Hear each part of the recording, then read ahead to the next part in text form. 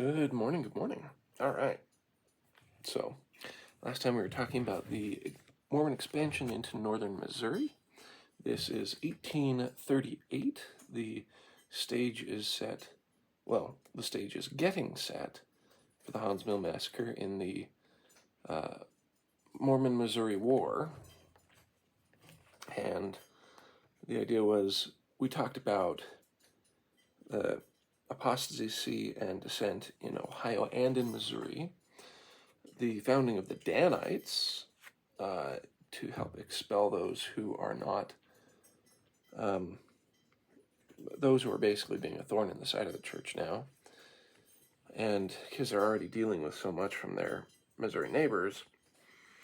And then as they started expanding north as well as east, the ones that were east in Carroll County basically ordered the county evacuation of any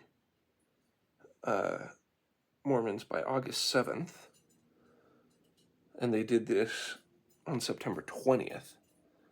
So 30 days half September, so that's 17 days. You have 2 weeks, more or less.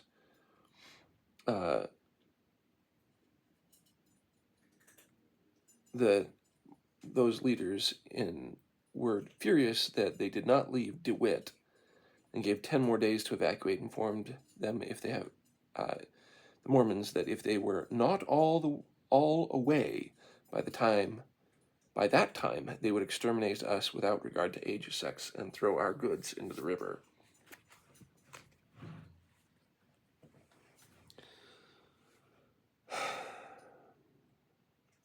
The Election Day skirmish at Gallatin. First outbreak of violence in northern Missouri in 1838 took place at Gallatin, the Davis County seat. So let me go back to that map again. So Gallatin, you can see, is south of Adirondack, west of Millport, north of Caldwell County, which is far west. So you can see kind of like right there. That helps a little better, hopefully. So the Davis County seat.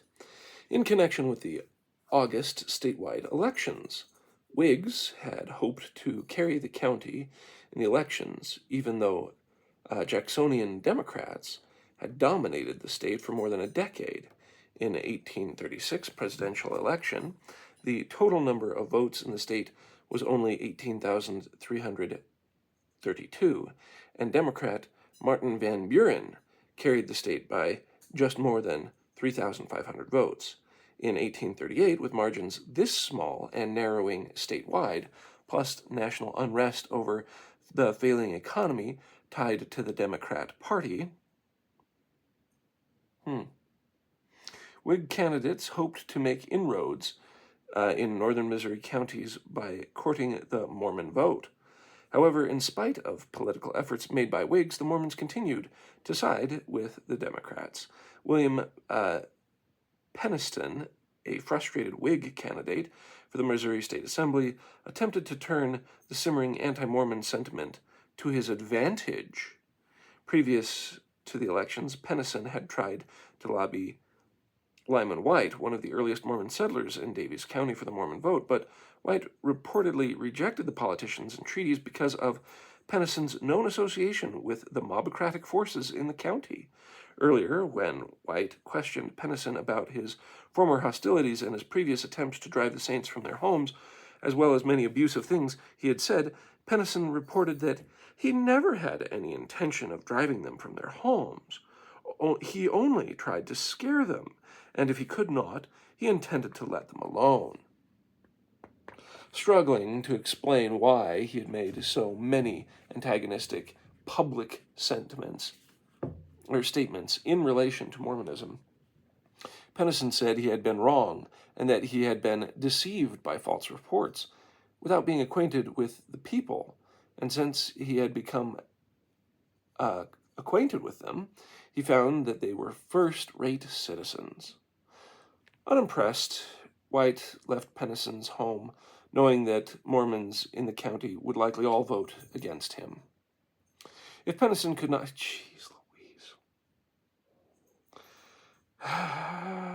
petitions. Oh, I didn't know you. Yeah, If Pennison could not carry the Mormon vote, he hoped to at least suppress it. Yeah, there's a man of principle there, isn't he? His principle is himself.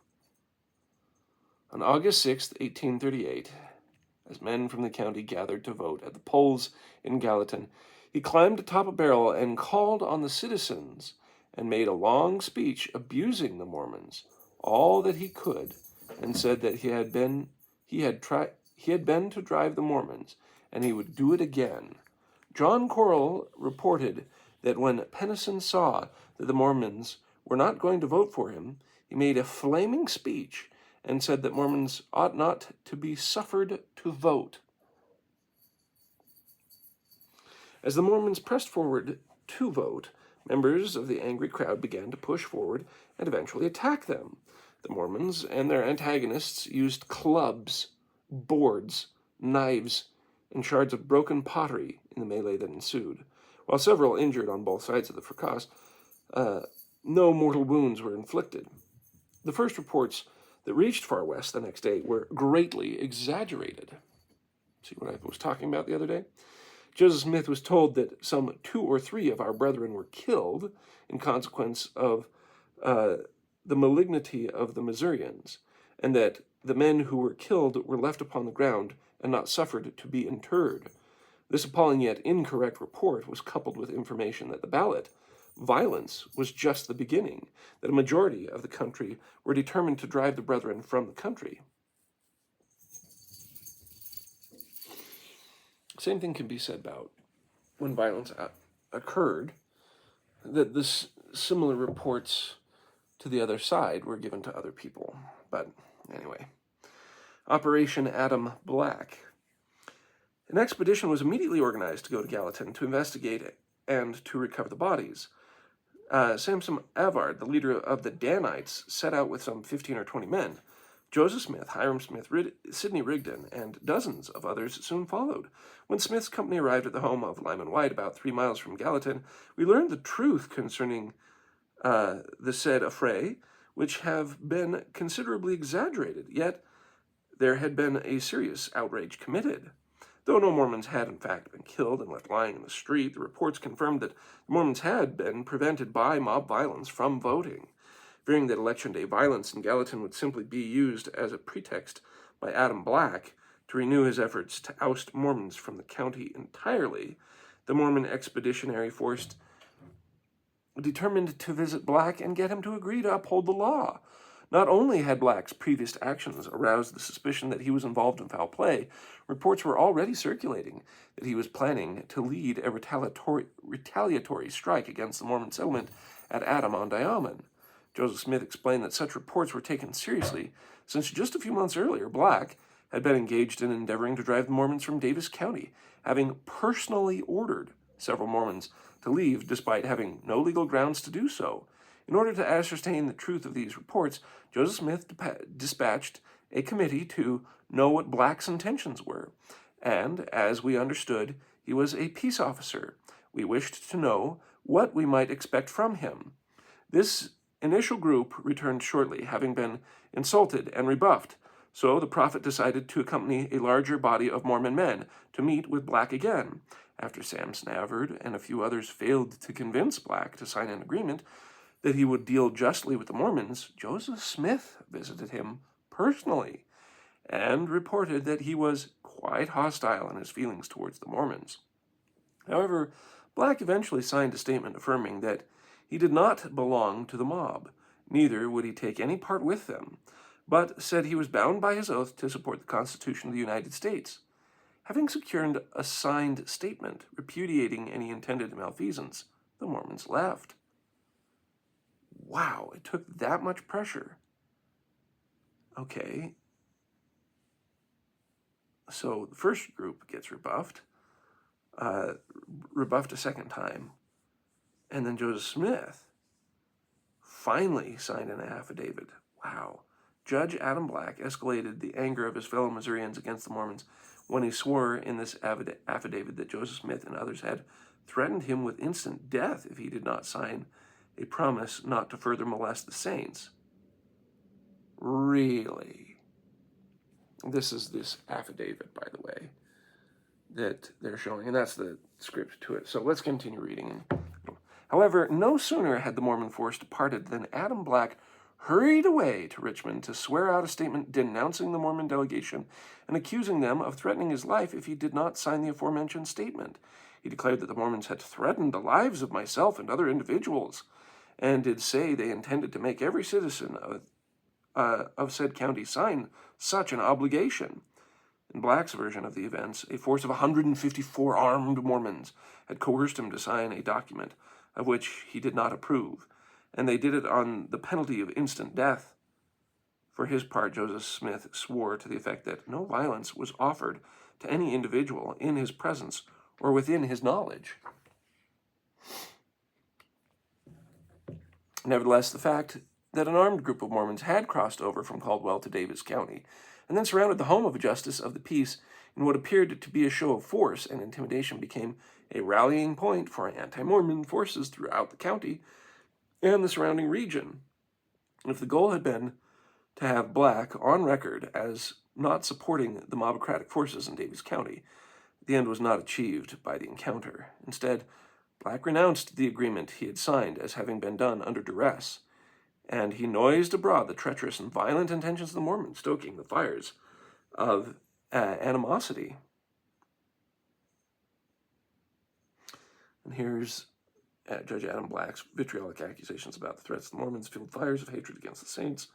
His false statements about Joseph swore out an affidavit certifying no violence was offered to any individual. So, there's that one. Jeez Louise. Again, three times when you have people saying, hey, will you promise to uphold the law and leave us alone? I guess when you have increasing numbers around them, it doesn't matter how peaceful Joseph Smith's intentions were.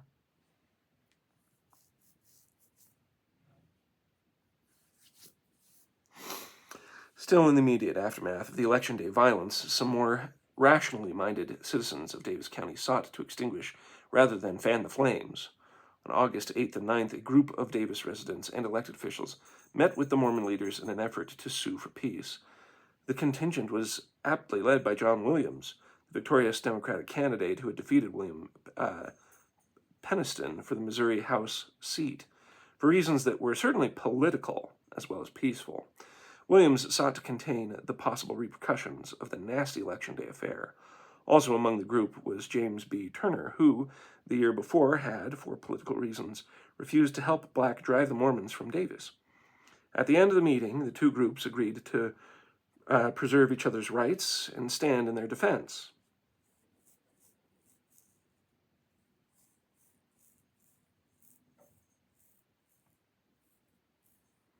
So at least Turner was there. Okay.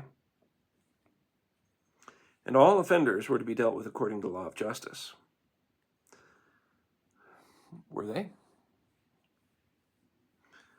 Adam Black's reports in Ray County persuaded Circuit Court Judge Austin A. King to issue an arrest warrant for both Joseph Smith and Lyman White. However, when the sheriff of Davis County attempted to arrest Joseph Smith, the sheriff assured Joseph that he would not be tried in Davis County, given the hostile attitude of the citizens there. In any case, the sheriff was outside his jurisdiction in Caldwell County, and therefore Smith refused to submit.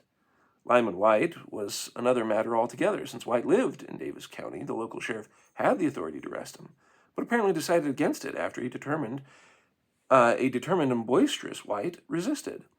The initial failures to bring the Mormon leaders to justice further fanned the flames of those seeking to indict the Mormons as lawbreakers and threats to the community. Black also called for the volunteers from the surrounding counties to help resist the Mormons. Significantly, Hiram Comstock, a resident of Livingston County, who later participated in the attack at Hawn's. Jeez Louise. Okay, let me reread this. Black also called for volunteers from the surrounding counties to help resist the Mormons. Significantly, Hiram Comstock, a resident of Livingston County who later participated in Hawn's mill, organized a committee that raised 200 men to march to Davis and fight the Mormons. They also tried to raise an additional force through a public pronouncement in nearby Carroll County, where the Mormons in Dewitt were arriving under increasing pressure. So those who had gone to the east as well as to the north, it's time to take them out with 200 men.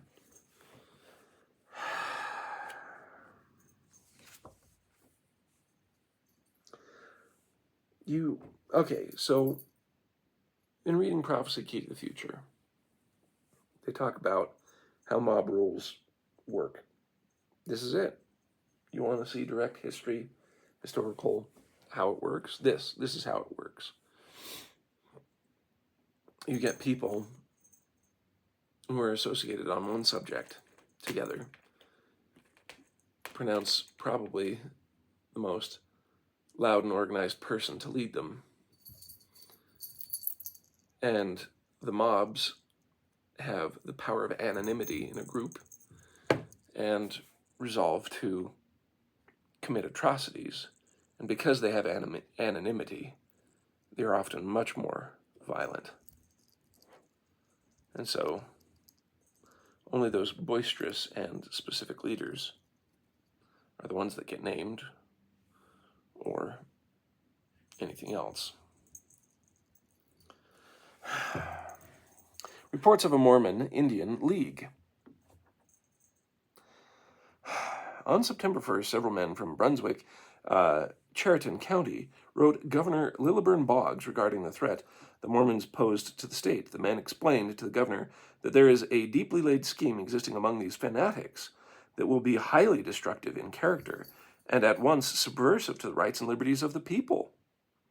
On top of the threat of violence that the Mormons appeared to pose, the writers claimed that their people are taught to believe and expect that immense numbers of Indians and various tribes are only waiting for the signal for a general rise, when, as they stated, the flying or destroying angel will go through the land and work the general destruction of all that are not Mormons.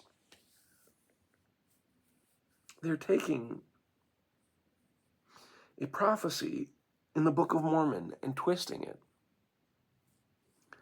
Oh my gosh, this is stupid. Okay, so in the Book of Mormon, it talks about the Lamanites being among the Gentiles, and that if the Gentiles do not repent, they will tear them like lions. Well, there's a couple of problems with this statement. Understandably, for the longest time, Lamanites, for members of the church in the early church, it just meant all Native Americans, all Indians. And so I get where these people are coming from with that.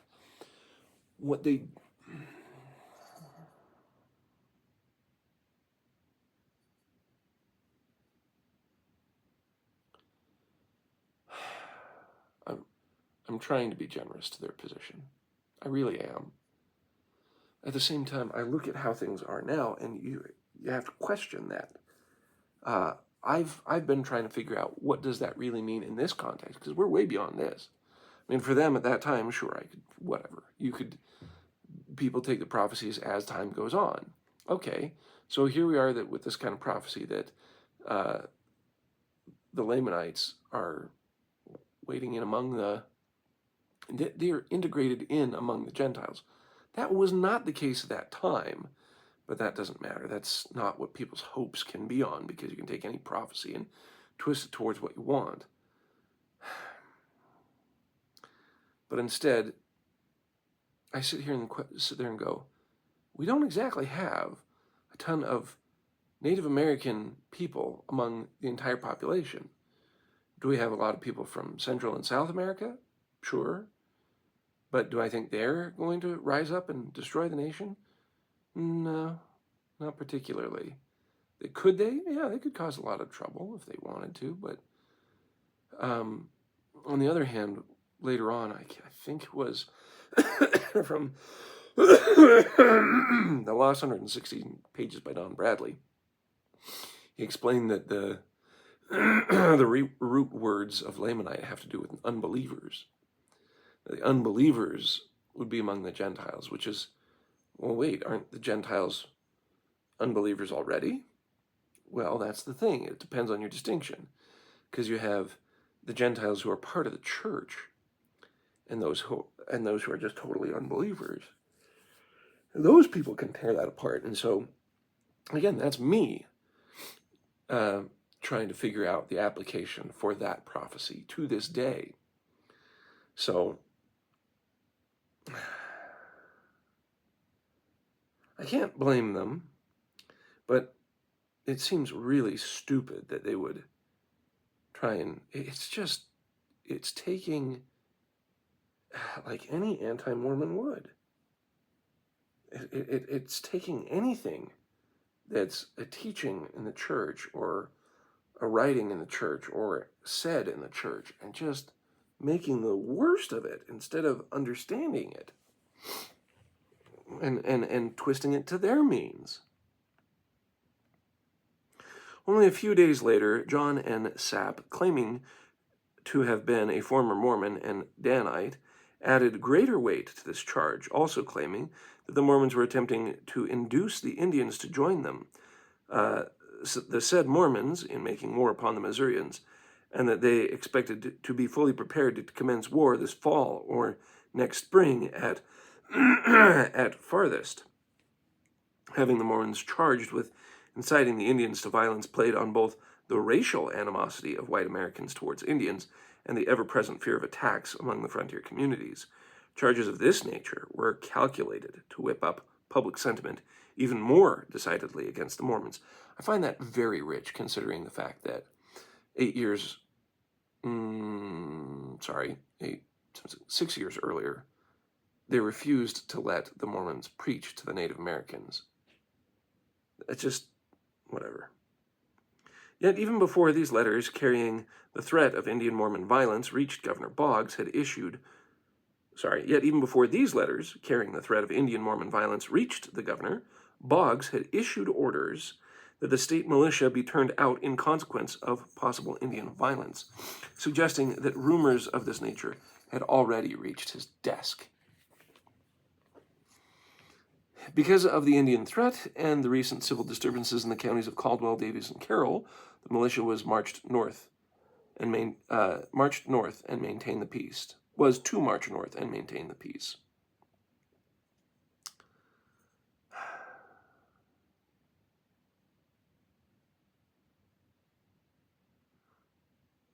Lilburn Boggs served as governor of Missouri from 1836 to 1840, before he issued his infamous extermination order in 1838 in October.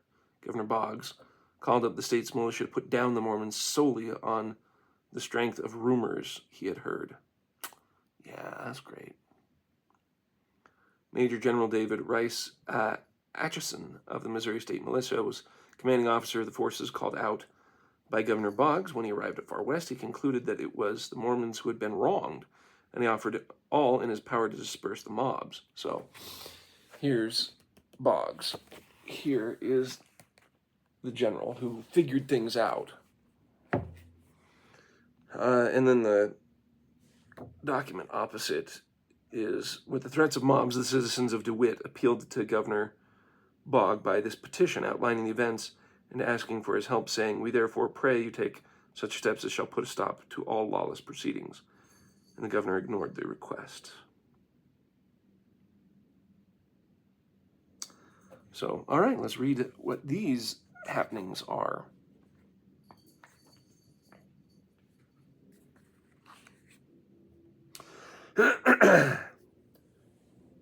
Girls, it's 6:40. Sorry. September disturbances in Daviess. Arriving with his state troops in Far West on September 3rd, Major General David R. Atchison encounter with the Mormons proved amiable. Not only did Atchison, that's the general we saw on the right, the good general, Major General D.R. Atchison's encounter with the Mormons proved amiable. Not only did Atchison agree that the Mormons were the ones who had been wronged, he agreed to do all in his power to disperse the mob.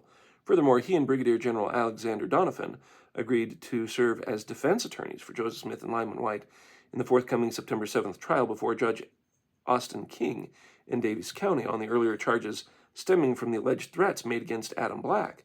Ironically, William Peniston, whose anti-Mormon tirade had incited the Election Day violence, served as the prosecuting attorney, with Adam Black as his only witness.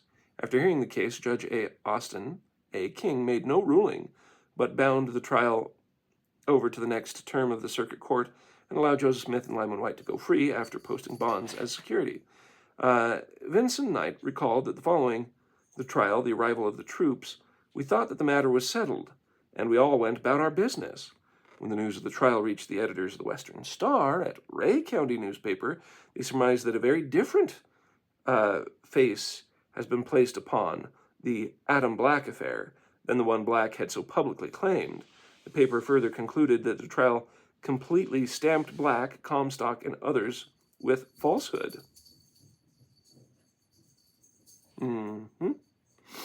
Although the trial should have put an end to the growing calls against the Mormons, the report noted that the non-Mormon citizens of Davis County had been busily engaged trying to elicit support from surrounding counties to form an armed mob and drive the Mormons out of Davis. In the face of this threat, the Mormons were arming in preparation to defend themselves.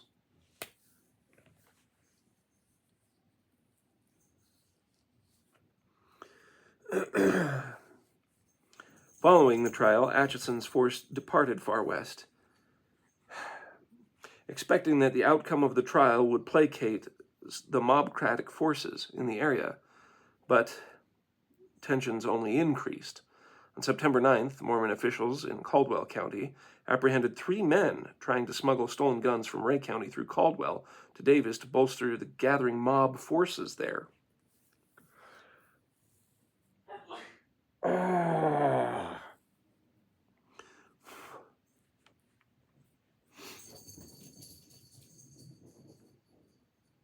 The men were legally arrested and arraigned in Far West, but anti-Mormon forces believed the Mormons had taken the men as hostages and considered Mormon actions to have been hostile. A militia detachment under the command of Alexander Donovan returned to Far West to take charge of the prisoners and to take custody of the guns. In the meantime, vigilante forces in Davis counties were becoming increasingly more aggressive.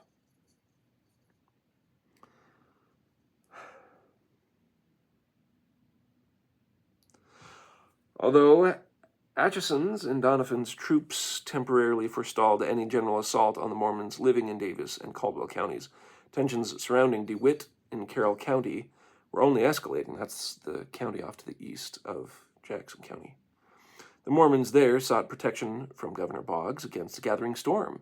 They explained that on September 20th they had been assailed by 100 to 150 armed men and threatened with force and violence to drive certain peaceable citizens from their homes. In defiance of all law, and threatened them to drive the said citizens out of the county, but on deliberation concluded to give them till the 1st of October to leave the county, and threatened, if not gone by that time, to exterminate them without regard to age or sex.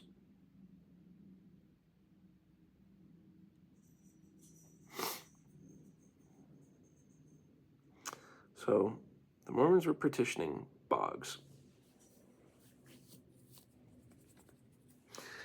They'll believe rumors one way, but not the other, right? The Mormons were not the only ones reporting the renewed threats of violence surrounding Dewitt. A committee sent from Chariton County to see why the Carroll County residents were calling people to arms against the Mormons in Dewitt sent a troubling message to Governor Boggs on October 5th. They found that the mob surrounding the town had no specific grievance at all against the Mormons, except that they were living in the county. The mobcratic forces derided the Mormons as outsiders, adding that the mobcrats are unwilling for them to remain there, which is the cause of their waging a war of extermination, or to remove them from that said county. We also went into Dewitt to see the situation of the Mormons. We found them in the act of defense, begging for peace, and wishing for the civil authorities to repair there as early as possible to settle the difficulties between the parties. Hostilities have commenced and will continue until they are stopped by the civil authorities.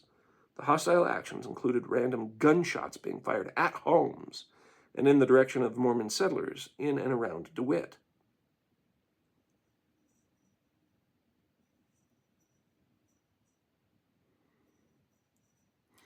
This picture is mobs assembled against the small Latter-day Saint community of Dewitt and forced the people out for no other reason than they were Mormons. The citizens of Dewitt appealed to the governor, but he callously declared the Mormons and the mobs would have to fight it out.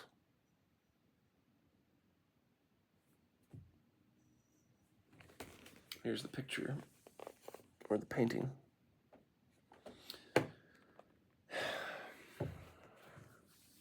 Okay, the more that I read this, the less and less sympathetic I am towards the Missourians. At first, I can sit here and say, oh, cultural differences, and maybe they were judgmental. Maybe they took their words as being like Karens. I think, honestly, that they just hated the Mormons because of their politics, because of their culture, and they took offense at everything. And it just led further and further and further into horror.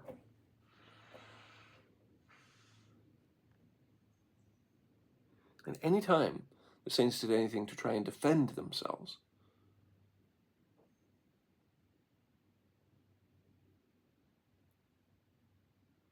it just upped the stakes.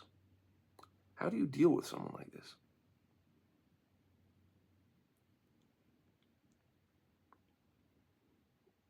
So, Doctrine and Covenants 98. I was in the temple the other day, and I was coming across that, and it was literally about this time. And it talks about having patience and turning the other cheek, and how your reward will be increased each time.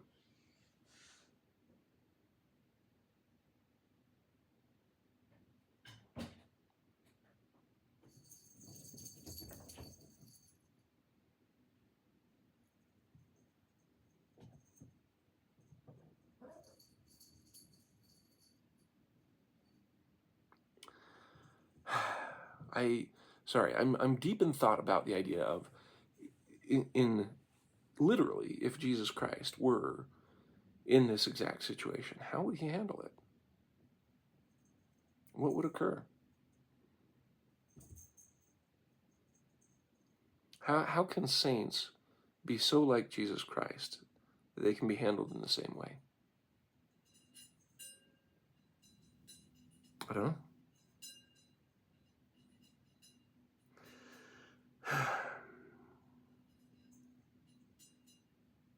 There are times where people just whip themselves up so much. I seriously need to spend a lot of time thinking about this. This is rough. Governor Boggs was also learning more from authoritative sources about the mob's advances on Dewitt. General Hiram G. Parks, in a letter to Boggs on October 7th, asked the governor for more troops in order to have a force sufficient to manage these belligerents. Should these troops arrive here in time, I hope to be able to prevent bloodshed. Nothing seems so much in demand here, to hear the Carroll County men talk, as Mormon scalps. Though Parks believed the Mormons in the area had done nothing wrong and were only defending themselves, for he forwarded on to the governor his settled opinion that the Mormons will have no rest until they leave. Whether they will or not, time only can tell. General Parks had hoped he would be given more troops to help head off the conflict, but Boggs was unresponsive. Meanwhile, General David R.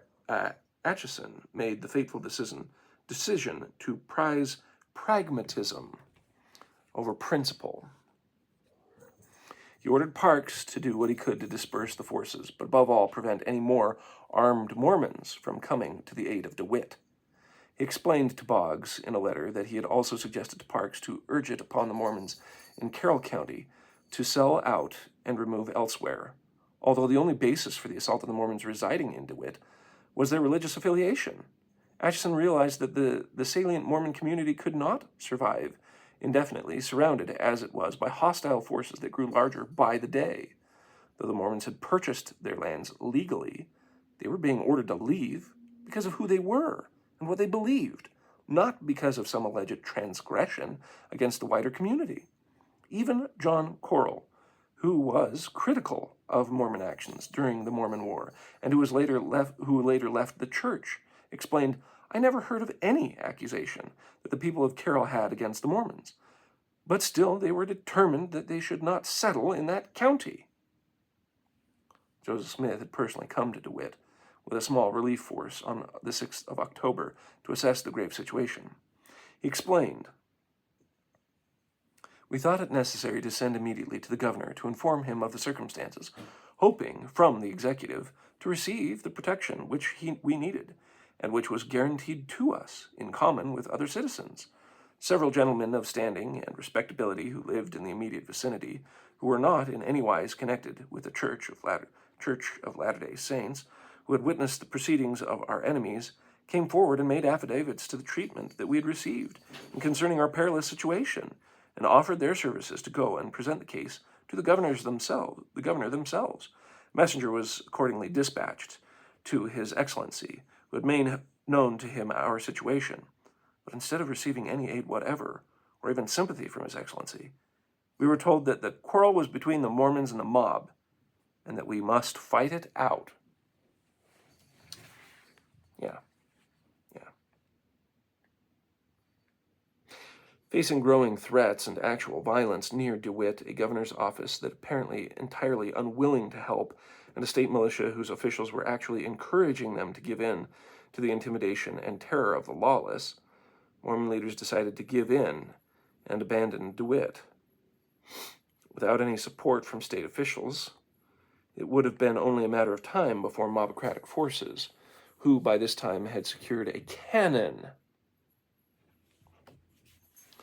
had grown in strength to a point that they could make direct assault on Dewitt rather than just on the outlying areas. On October 11th, the Mormons in Dewitt began evacuating their homes and lands and made a difficult trek to far west, harassed by mob forces and suffering from fatigue and privations.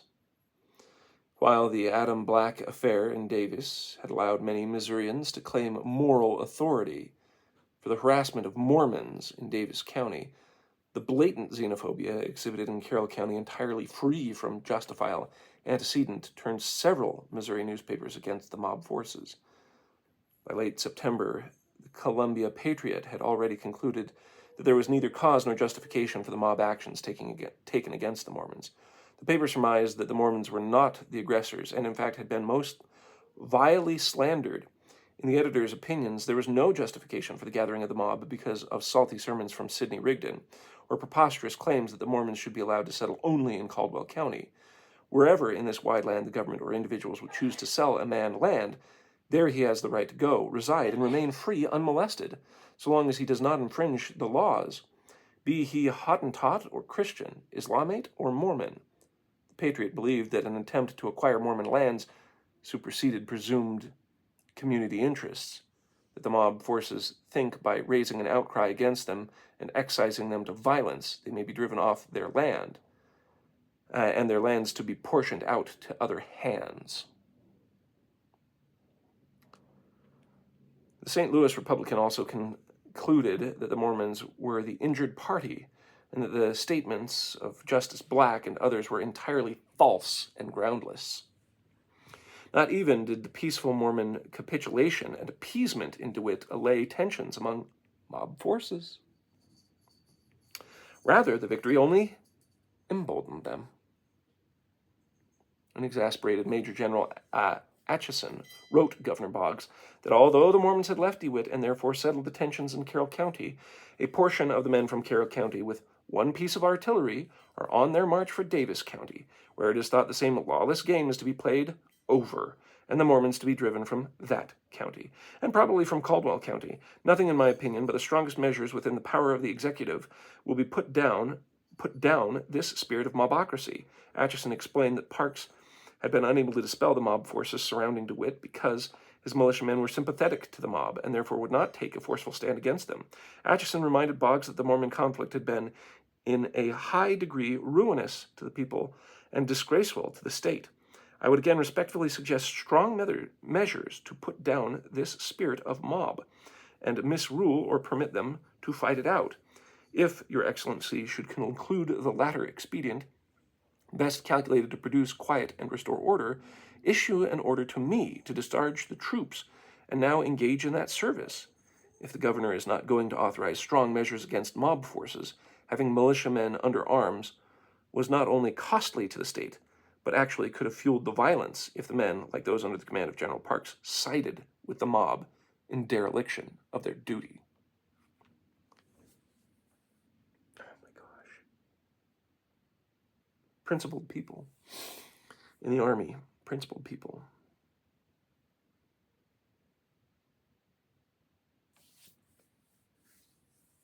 You have principled people in the lead of the army, but those who are in it and those who are above them,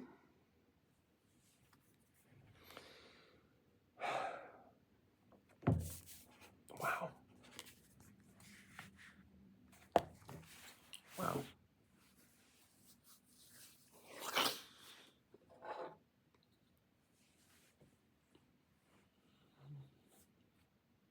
Wow. Yeah.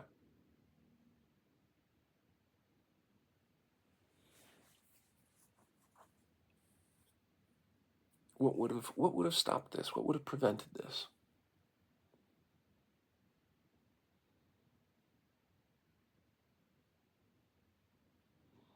What would have prevented this? That's the only thing that keeps going through my head.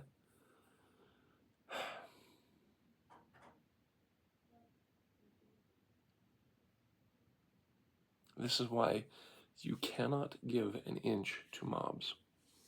But we're living through that now, aren't we? The cities where mob violence has been given an inch to take hold,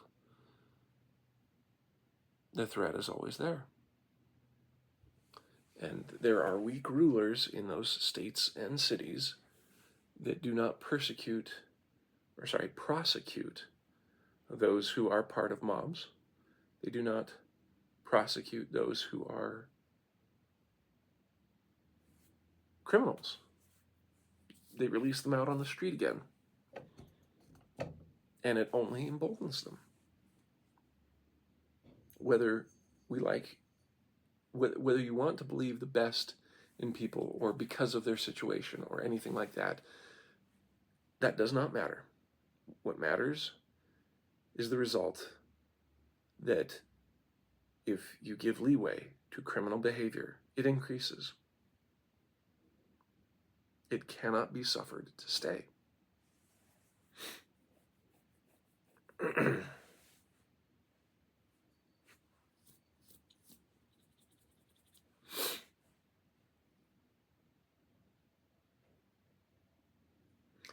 I think in terms of prophecy key to the future and them talking of mobs breaking down and destroying the country, I can understand where that comes from now. They lived through it. They remember it. It was fresh on their mind. How that actually plays out now, we can see the start of it. How that can increase or what would increase, I have no idea. Because the idea is, even in mobs, it means you actually have some authority and some work together and work around, and it is a small nucleus of authority within that group, and there's stability enough in the things around them that it's not pure anarchy and destruction upon each other. So, anyways, we'll see. I hope most importantly that I'm going to have to reflect, how could this have been prevented? And if Jesus Christ were in this situation, how would it be handled? Because ultimately, spoilers on my opinion for later, because they get driven out, destruction comes upon Missouri. I have another book talking about the prophecies fulfilled by the prophecies by Joseph Smith, and it shows all these small prophecies throughout and that do get fulfilled, and there are other ones that are just left out there, and it's like, okay, I can see that as basically being fulfilled or whatever else. But one of them, he talked about the fact that Missouri would be destroyed for how they treated the saints and for driving them out of the state. And sure enough, when the Civil War came by, okay, so by the time the Civil War came by, the saints had been driven from Missouri. they'd been driven from Nauvoo. They were in the Rocky Mountains. Joseph Smith was already dead. But in the Civil War, it was awful fighting and just destruction visited upon that area in Liberty and Jackson County. And so it was rough. It was rough for them. And so whenever I see good people being thrown out for unjust reasons, I don't care who they are. I don't care if they're Jewish or just good people in general, that they're being pushed out through whatever means are there, whether it's corruption, lawfare, whatever it is, wherever good people are pushed out by forces of evil, destruction follows. And it can take some time, quite a bit of time, but it follows. You see this in the Book of Mormon repeatedly. You saw that with Missouri afterwards. You see that with Germany. You see that with Russia. You see that with all these places in World War II that pushed out good people. It's bad business. It is bad, bad, bad. And so in the same way, how do you make sure you don't push out good people in your life? And how do you make sure that if you're in these high-stakes situations, what is the best way to handle it? It requires deep thought and deep understanding from the Lord and a step back from your own personal prejudices concerning your situation. Because if you're in the wrong in some way, how do you make it right? I think, like I said, I only came across a few verses to read in section 98 of the Doctrine and Covenants, but there's probably a good key there, because that would be revelation from the Lord concerning these situations. So please tap into the Lord's Spirit. Have it in your life to guide you so that you have no offense before any man. And should they still revile against you, that you can stand with a strong back and an eye of sympathy. So that way you can show strength to their vitriol, love to their venom, and hopefully have the world see what it is. Well, may His Spirit be with you, and have a good day.